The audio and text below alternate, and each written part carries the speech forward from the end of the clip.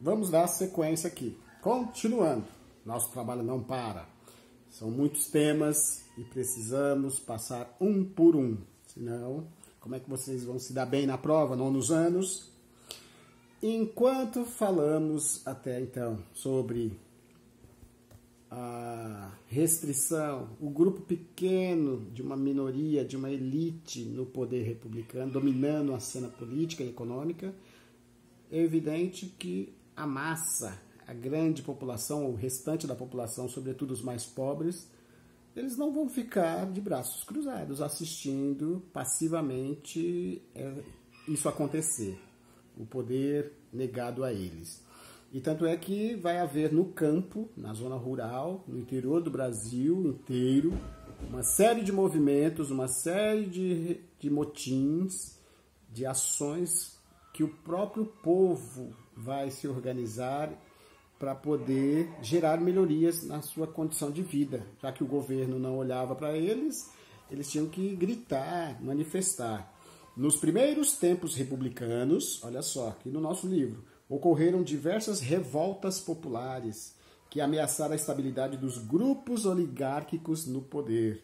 Suas motivações eram variadas, mas certas características eram comuns a todas elas: a pobreza e a marginalização da população. Ou seja, eles viviam de uma maneira extremamente precária. Assim, quando surgia nessas regiões mais afastadas do Brasil o que se dizia se tratar de uma liderança que era um santo ou um milagreiro, milhares de pessoas desesperadas e esquecidas pelo governo começavam a seguir essas pessoas, essas lideranças, vistas como santos e milagreiros. Esse tipo de movimento é conhecido como messianismo, que vem de Messias, remetendo ou relacionando o nome a Jesus Cristo, que liderou, foi um grande líder e muita gente seguiu. Esses movimentos messiânicos ocorreram no Brasil em diversas épocas e lugares. Nós vamos tratar aqui só dos mais conhecidos, que foram o movimento de Canudos e o movimento do Contestado. O movimento de Canudos foi uma comunidade criada no interior da Bahia, estou dando ênfase, presta atenção, por volta de 1893, sob a liderança de Antônio Conselheiro, homem considerado santo por muitos dos seus seguidores. Já o movimento do Contestado ocorreu em uma região que compreende os estados do Paraná e de Santa Catarina, portanto no sul. Dois exemplos, um na Bahia, lá no Nordeste, e outro lá no sul do Brasil, na divisa entre os estados do Paraná e de Santa Catarina. Em Santa Catarina, o líder messiânico foi o monge José Maria. Ambas situações esses líderes inseridos ou faziam parte de um grupo muito grande de pessoas extremamente pobres e desassistidas. E a figura dessas lideranças promovia tanto um discurso religioso, mas também de caráter social, de mudança de condição, de formar uma comunidade fechada, já que o Estado não olhava para eles, os coronéis próximos ali daquela região só os oprimia e os explorava. Portanto, esse povo começou a seguir as orientações dessas lideranças, desses líderes. Isso, evidentemente, gerou incômodo, tanto na Igreja Católica, como também nos grupos políticos locais. Por quê? Porque o povo estava ouvindo muito mais Antônio Conselheiro e o monge José Maria, lá no sul, do que propriamente as orientações do padre nos seus sermões na igreja e também do líder político, que era o coronel. Deixava de trabalhar nas roças para aqueles valores, aquelas jornadas por baixos salários, começava a contestar e isso foi gerando um grande incômodo. Qual a saída e qual a articulação promovida pelos poderosos, pelos coronéis? Livrarem-se das lideranças. E uma vez livrando-se da liderança, todo o grupo dispersaria. O líder foi morto ou preso? Em tese, o movimento perde sua força, que está contida na figura do líder que é carismático e consegue agregar todo o grupo e dar sustentação. Uma vez esse líder não mais estando ali presente, o grupo se dispersa e volta tudo como era antigamente. os pobres sendo miseravelmente explorados pelos grandes fazendeiros e pela estrutura social da época. É nesse sentido que essa chamada guerra no campo, ela é o retrato, ela é decorrente dessa centralização do poder nas mãos de uma elite minoritária, que não se comprometia, que não olhava para as condições dos mais pobres. No caso de Canudos, o exército foi acionado e houve uma guerra. Guerra de Canudos. É um fato histórico muito importante. Tem até filme que retrata a Guerra de Canudos. O contestado também foi a mesma coisa. Envolveu cerca de 20 mil mortos, Canudos bem mais, 30 mil mortos, sertanejos, pessoas, e a vila foi arrasada. Para poder debelar, acabar com essa estrutura de contestação ao poder central. E dar uma resposta exemplar para a população. Não sigam essas estratégias porque vocês serão dizimados como eles. Se no campo ocorreram esses movimentos, no meio urbano também tivemos problemas seríssimos. Vamos pegar, por exemplo, o caso da cidade do Rio de Janeiro, a antiga capital brasileira. Com o início do processo de modernização, que também tem como começo e referência a própria proclamação da República, a cidade do Rio de Janeiro, capital do Império, agora capital da República, deveria passar por grandes reformas, por mudanças. Ela precisava urgentemente se modernizar. E aí, tanto o presidente como o prefeito, o presidente do Brasil, né, republicano, junto com o prefeito da cidade do Rio de Janeiro, iniciaram um ambicioso projeto de reurbanização e modernização da cidade. Antes, as ruas, as avenidas da época imperial eram formadas por estreitas ruas e vielas.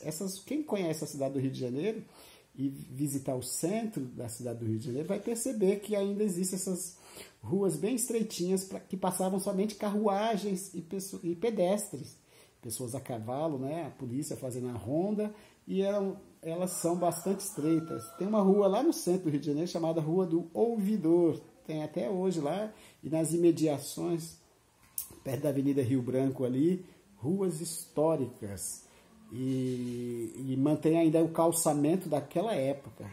Aliás, a cidade do Rio de Janeiro, o centro, os palácios, os prédios antigos da época imperial ainda permaneceram. Mas, em meio a essa estrutura, avenidas largas foram construídas, bulevares, ou seja, aquelas calçadas com bancos e com muita arborização, muito bacana, projetos urbanísticos e de paisagens foram construídas, tendo como referência, adivinha qual cidade europeia? Ela mesma, Paris. Os bulevares, as avenidas largas, as calçadas, e novos prédios foram construídos na cidade do Rio de Janeiro. Isso significou o quê? Uma supervalorização das áreas centrais e da zona sul, da orla, próxima à orla marítima, né? As praias. Por conta disso, a população mais pobre que morava nos cortiços e nas casas humildes nas áreas centrais, ou na área central, foram expulsas compulsoriamente, obrigatoriamente. E elas tiveram que ir para onde? Para o fundão. Tratando-se do Rio de Janeiro, foram para a Zona Norte, foram para a Zona Oeste, para o subúrbio e subiram os morros.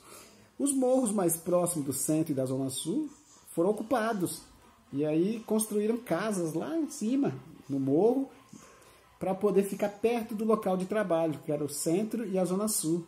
Por isso que muitos morros na Zona Sul da cidade do Rio de Janeiro são todos povoados.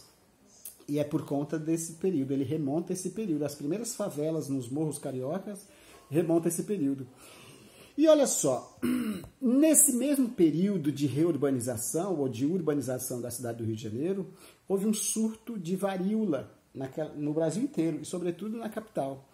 E o governo, para poder vacinar a população, sobretudo a mais pobre, viu-se que a mídia contrária ao governo, ou para poder pressionar o governo, iniciou uma campanha contrária, de uma espécie de sabotagem por conta da questão política, por serem opositores ao presidente, dizendo para a população não aceitar a vacina, porque na vacina tinha a doença, mas isso é normal, ter um elemento da doença, da enfermidade, para poder promover a cura, a neutralização dele.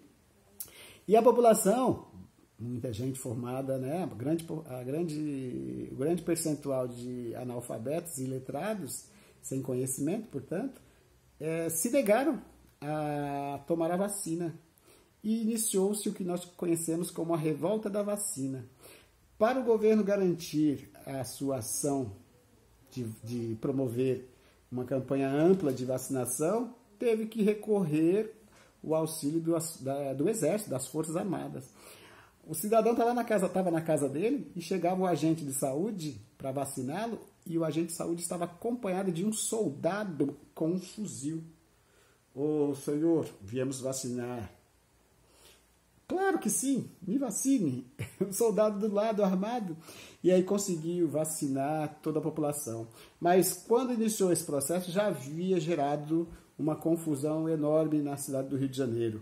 E isso já havia gerado uma série de prejuízos. Olha só, eu vou ler um trecho aqui. Ó.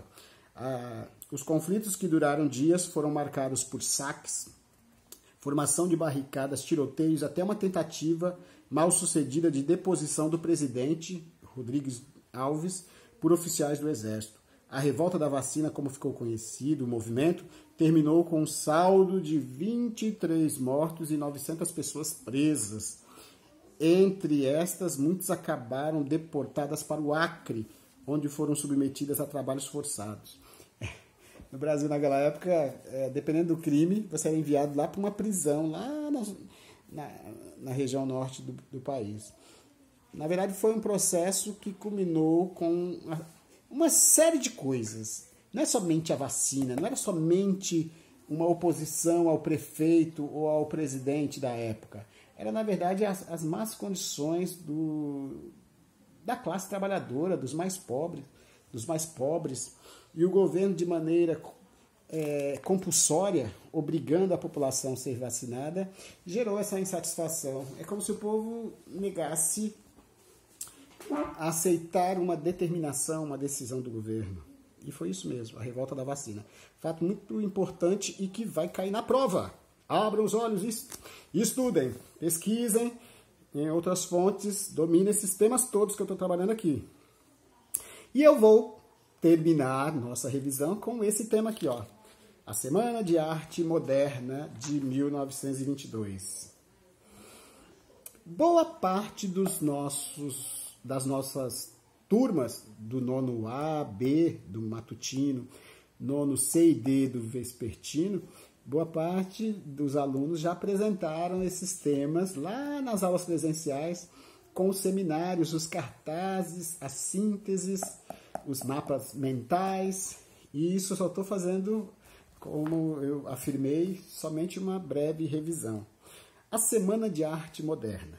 Vou ler aqui. As mudanças ocorridas nos anos finais do século XIX e iniciais do século XX, início do XX, também se refletiram na produção cultural do Brasil. Lembram que eu falei? Antes da proclamação da República, uma série de fatos importantes, e depois da proclamação da República, novos fatos importantes mudando o país. Na década de 1920, artistas e intelectuais brasileiros passaram a propor novas maneiras de pensar e de se expressar, estou dando ênfase, influenciados pelo movimento modernista que se afirmava na Europa, começa na Europa. Esses artistas intelectuais rejeitavam formas de expressão que consideravam envelhecidas e ultrapassadas. O movimento mais conhecido de questionamento e renovação cultural no período foi justamente iniciado pela Semana de Arte Moderna, realizada na cidade de São Paulo, e propunha um novo olhar bem diferente, porém moderno, sobre os elementos que valorizavam o que é nacional, o que é do país. Acabar com esse estrangeirismo. O que é o estrangeirismo?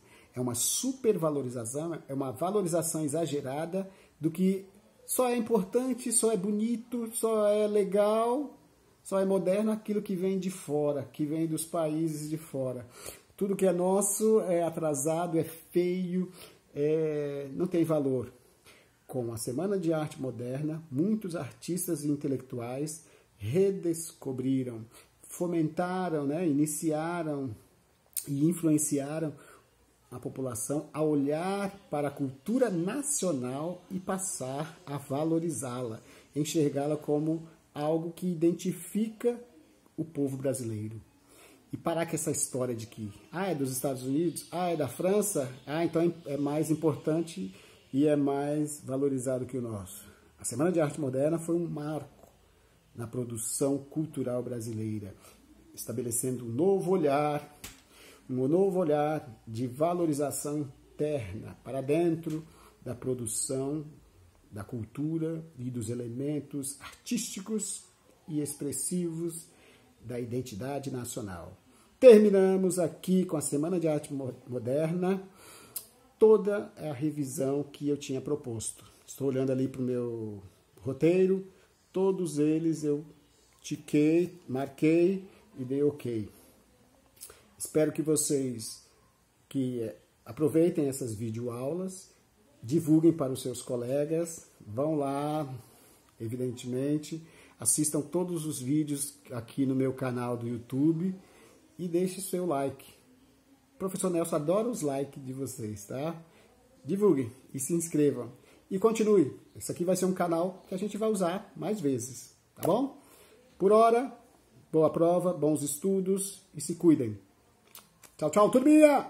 Tchau, tchau!